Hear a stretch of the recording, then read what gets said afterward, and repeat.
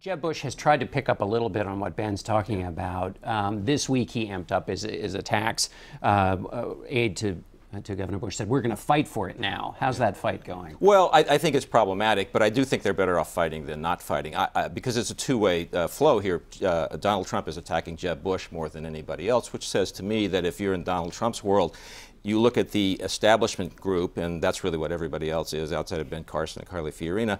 They still think Jeb Bush is the most likely alternative to emerge from that establishment group, and therefore you have to take him down starting now. So I think it's a two-way street. I think Jeb Bush decides you look weak if you don't fight, and the Trump world looks at Jeb Bush and says, well, he's the most likely anti-Trump candidate, so we better go after him now. Jamelle, what do you make of the other non-Trump candidates and how that all sorts out?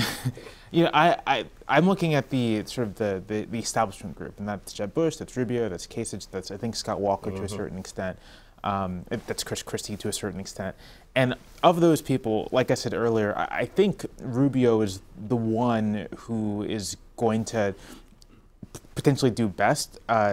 Scott Walker. It's really striking to see how much Trump has completely demolished Scott Walker's standing in Iowa, New Hampshire, nationally. I mean, 6 months ago, we were all talking about Scott Walker as someone who is going to be the alternative to Bush or the alternative to Rubio, but it looks like he's diminished from the field entirely. And I think that's in part because he's just not a compelling candidate when he's out there. I mean, for people who feel like the system is rigged, who feel like people are ignoring their priorities, Donald Trump is their golden-haired Adonis who will turn winter into spring. He is their hero, their champion, and they're perfectly happy having a champion who's inconsistent on all these different areas of policy when it comes to entitlements, fiscal conservatism, anything else.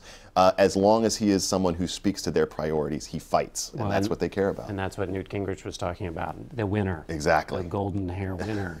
So maybe we'll pick up on that. All right, we'll be right back with our political panel to discuss the Democrats and a new poll in New Hampshire. Stay with us.